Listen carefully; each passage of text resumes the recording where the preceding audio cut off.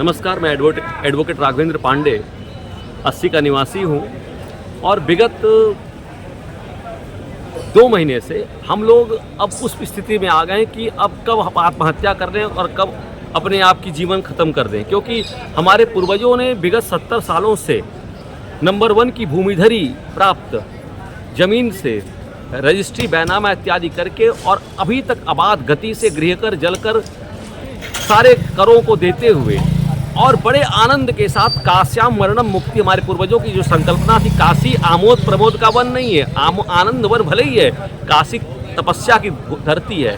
और तत्काल हमारे जो माननीय प्रधानमंत्री हैं उनको भी कान में सूचित करने का ये मेरा प्रयास भी रहेगा कि उनके कुछ लोग, उनके लाडले दुलाले लोग काशी को कॉरिडोर भूमि बनाना चाह रहे हैं और कॉरिडोर भूमि बनाने का जो क्रम है उसके क्रम में पूरा का पूरा हमारी यहाँ हम लोग रहते हैं तकरीबन अचानक एक काल्पनिक वाद को खड़ा करके, जिस जगह पे मैं खड़ा हूँ उसका नाम है न्यायालय, और न्यायालय में न्याय की उम्मीद होती है और जिससे पता है कि एक काल्पनिक व्यक्ति को खड़ा करके सरकार उससे लड़के और हम लोगों को बिना सूचना दिए हुए हम लोग को बेघर कर दिया है और कोई सूचना नहीं। और उसके बाद कमिश्नर मंडलायुक्त SDM सदर आते हैं और धमकाते चिन्हांकन करते हुए चले जाते हैं। ये जगह कौन सी है बताइए? ये 80 के नज़दीक, 80 नगवा के नज़दीक जगह है जहां प्रधानमंत्री ने 2014 में झाड़ू लगाई थी जी।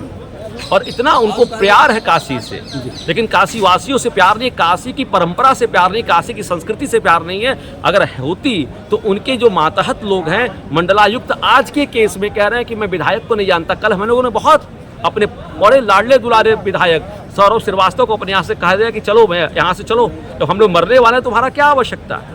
और ये कह रहे हैं कि मैं मर जाऊंगा तो हमारे यहाँ कुंडली डाली जाएगी। अरे ये बताइए, हम लोगों के पूर्वजों को साफ साफ गाली दी जा रही है, मात्र केवल आमोद प्रमोद की बात बता रहे हैं। गंगा जी के उस पार आप NGT बना लेते हैं, NGT का जब डंडा आता है तो उसके बाद चुप हो जाते हैं। ये काशी का विकास नहीं है, ये काशी का विनाश है। माननीय प्रधानमंत्री जी, हमारे प्यारे प्रधानमंत्री जी, आप यहाँ चुन के भी चले जाएंगे लेकिन ये विरोध बिल्कुल रहेगा। और हमारे यहाँ 3 लोग आत्महत्या हार्ट अटैक के कारण मर चुके हैं इसी दहशत में कि हमारा कब बुलडोजर चला जाएगा, कुछ पता ही नहीं है। एक नोटिस तक नहीं आई है और हमने हाई कोर्ट का डायरेक्शन ले आकर कुछ लोगों ने केवल रीफ दिया है, उसके बाद भी SDM सदर और मंडलायुक्त के कान में जू नहीं दे रही है। ये सबसे बड़ी चीज़ है, त्रासदी है इस काशी की। केवल कॉरिडोर बनाकर और केवल होटल बनाकर, आमोद प्रमोद का बनाकर विकास नहीं दिखाया जा सकता। जब तक काशी वासी नहीं रहेंगे, काशी की परंपरा को पालन करने वाला नहीं रहेगा तो कौन बचेगा? आप बाहरी लोगों को बुलाकर आप क्या से क्या करवाना चाहते हैं? ये पूरा का पूरा मैं चाहूंगा कि आपकी पूरी टीम हमारे मोहल्ले में आवे, देख के रात में नींद नहीं आ रही है। डेट पर डेट लगभग कितनी जमीन होगी जिससे बेदखल किया गया है?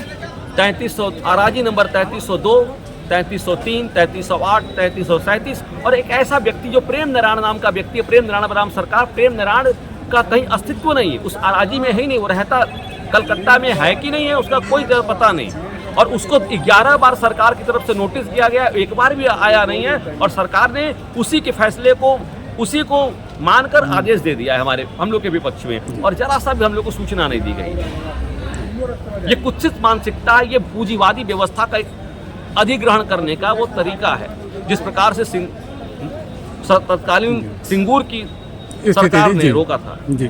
इस प्रकार की जो कुत्सित मानसिकता, इसी प्रकार की जमीन हथियाने का, किसी भूमि को आप सार्वजनिक भूमि घोषित कर दोगे। अरे 1883 में सरकार आप भी थे, 1291 फसली को आप कोई मानता? सुप्रीम कोर्ट ने 1365 को एक गाइडलाइन मानी है। तो अब स्थानीय लोग जो वहाँ रहते हैं जिनको जमीन से बेदखल किया जा रहा है, वो आगे क्या प्लान कर रहे हैं, क्या उन्होंने वो हमारे पास कुछ नहीं है। जस्टिस डिनाई की जो बात करते हैं, हमको सुनवाई का नैसर्गिक न्याय हमारे खत्म किए जा रहे हैं। तब तो माननीय उच्च न्यायालय पर हम जाकर डंडा लगाए हैं, उच्च न्यायालय से गुहार लगाए, तो उन्होंने डायरेक्शन दिया अभी कि विदिन 1 वीक आप सुनेंगे। लेकिन उसके बाद भी क्या इन लोग का प्रशासन अमला है जो आप देख रहे हैं ना, कुछ भी काम नहीं कर रहे हैं। हमारे मंडलायुक्त तो साफ साफ कह रहे हैं कि विधायक से क्या होता है वो क्या होता है। अरे जाके आपको ये भी पता नहीं है, ABCD नहीं पता है कि 1365 में का जो चीज़ है, फसली वर्ष 1365 को सुप्रीम कोर्ट ने माना और आपने आपको you are quasi judicial body authority, you are not judicial system, लेकिन उसके बाद भी यू आर ब्रीच द नैसर्गिक नेचुरल लॉ। इस सिंपल सी बात है, आप कुछ नहीं कर सकते हो। और इतनी बड़ी अपने आप को समझ रहे हो कि मैं ही मोदी हूँ। ये मोदी को भी कुत्सित, मोदी को भी परेशान करने का प्रयास है, ये डेंट करने का प्रयास है। मैं मोदी विरोधी और मोदी सपोर्ट की बात नहीं कर रहा हूँ, मैं नीति की बात मैं कर रहा हूँ। नीति किस प्रकार से गंदी हो जा रही है। गंगा क्या साफ हो गई?